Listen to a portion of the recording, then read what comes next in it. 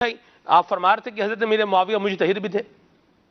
جی ویسے تو ان کے بہت سارے اوصاف ہیں، لیکن نمایاں اوصاف میں ایک وصف جس کو صحابہ کرام نے تسلیم بھی کیا اور اس کو ان کی فضیلت کے باب میں اس کانٹیکسٹ میں بیان بھی کیا، وہ یہ ہے کہ اللہ تعالیٰ نے آپ کو علم فقاہت میں ایک مقام اور مرتبہ عطا فرمایا تھا جس کو مقام اجتہاد کہا جاتا ہے۔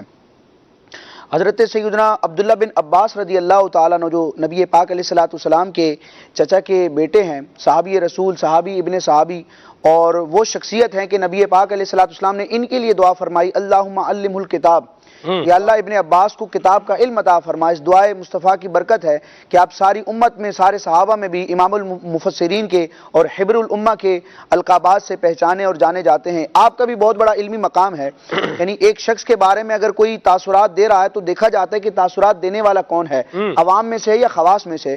تو حضرت سیدنا امیر معاویہ رضی اللہ تعالیٰ عنہ کی علمیت و فقاہت اور اجتہاد کو تسلیم کرنے والے اور اس کا اظہار فرمانے والے یہ کوئی عام شخص نہیں بلکہ صحابی رسول بھی ہیں، اہل بیت کے ایک امام بھی ہیں، اور نبی پاک علیہ الصلوۃ والسلام کی دعا سے ایک بہت بڑے عالم اور مفتی بھی ہیں۔ آپ کے غلام نے ایک فقہی مسئلے کے حوالے سے حضرت امیر معاویہ رضی اللہ تعالیٰ عنہ کا ذکر کیا۔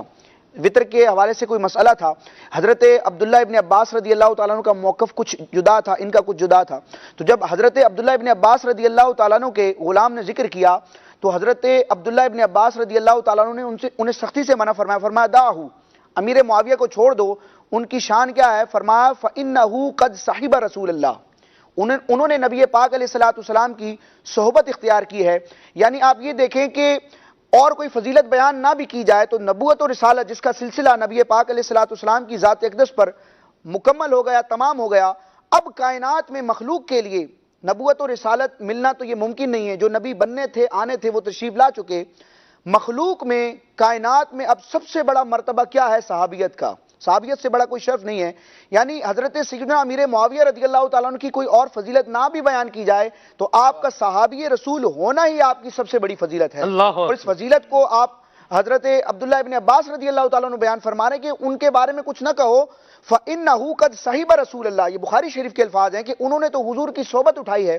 اور ایک دوسری روایت کے الفاظ ہیں، بخاری شریف ہی میں ہیں، فرمایا اصحابہ، وہ جو اجتہاد کر کے فقہی مسئلے پر عمل کر رہے ہیں وہ بالکل درست ہیں، اصحابہ وہ بالکل درست ہیں، انہو فقیہ، کیونکہ وہ فقیہ ہیں۔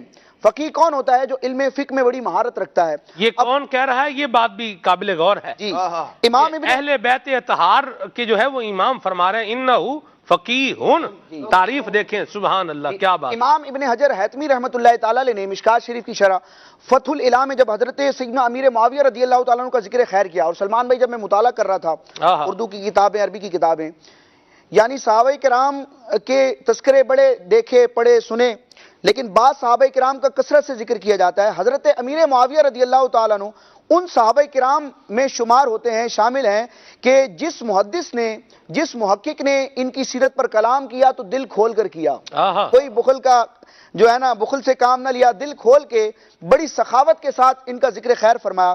امام ابن حجر حتمی رحمۃ اللہ تعالیٰ علیہ نے فتح الالہ میں جب ذکر خیر کیا، کئی صفحات پر ذکر کیا، وہاں پر اس حدیث پاک کو ذکر کر کے کہ عبداللہ ابن عباس رضی اللہ تعالیٰ عنہ حضرت امیر معاویہ کو فقیہ فرما رہے ہیں۔ امام ابن حجر فرماتے ہیں حاضی شہادت حبر الامتی و ترجمان القرآن ابن عباس، یہ دیکھیں کہ یہ گواہی دے کون رہا ہے؟ امت کے بہت بڑے امام حبر الامہ اور ترجمان قرآن، مفسر قرآن ہے۔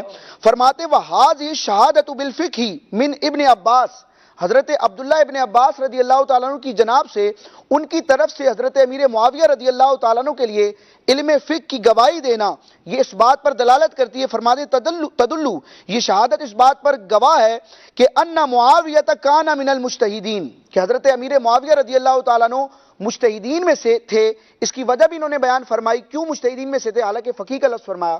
امام ابن حجر فرماتے ہیں کہ صحابہ کرام کے دور میں مجتہد مطلق کے لیے فقیہ کا لفظ بولا جاتا تھا۔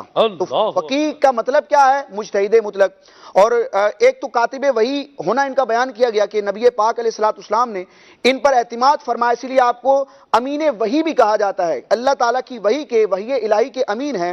اسی کے ساتھ ساتھ آپ نبی پاک علیہ الصلوۃ والسلام کے کاتب خطوط بھی تھے، یعنی نبی پاک علیہ الصلوۃ والسلام جو بڑے بڑے بادشاہوں کو اور جو حکمران تھے مختلف ریاستوں کے، ان کو جب اسلام کا پیغام دینے کے لیے آپ خطوط روانہ فرماتے تو آپ سلمان بھائی آپ اندازہ کریں کہ جس سے خط لکھواتا ہے انسان، اپنی ذاتی تحریر لکھواتا ہے، اس پر کتنا اعتماد، کتنا ٹرسٹ ہوتا ہے۔ اللہ اللہ، نبی پاک علیہ الصلوۃ والسلام صحابہ کرام کو بھیج کر حضرت امیر معاویہ کو بلوایا کرتے تھے کہ امیر معاویہ کو بلا کر لاؤ، اور نبی پاک علیہ الصلوۃ والسلام کی خطوط لکھا بھی کرتے تھے، اور جب بادشاہوں کے، دیگر حکمرانوں کے اور دیگر بڑے افراد کے خطوط جب نبی پاک علیہ الصلوۃ والسلام کی بارگاہ میں حاضر ہوتے تھے تو ان خطوط کو پڑھ کر بھی سنایا کرتے تھے۔ سبحان اللہ، اور اس کے ساتھ آپ کی فضیلت حدیث کی دنیا میں دیکھیں، امام نووی نے اس بات کو بیان کیا کہ تقریباً 163 احادیث حضرت امیر معاویہ رضی اللہ تعالیٰ عنہ نے بیان فرمائی، جس میں چند بخاری میں بھی موجود ہیں، مسلم میں بھی موجود ہیں، اور احادیث کی کتب میں بھی موجود ہیں، اور یہ آپ کی بڑی فضیلت ہے۔ یعنی امام بخاری جیسے محدث ہیں،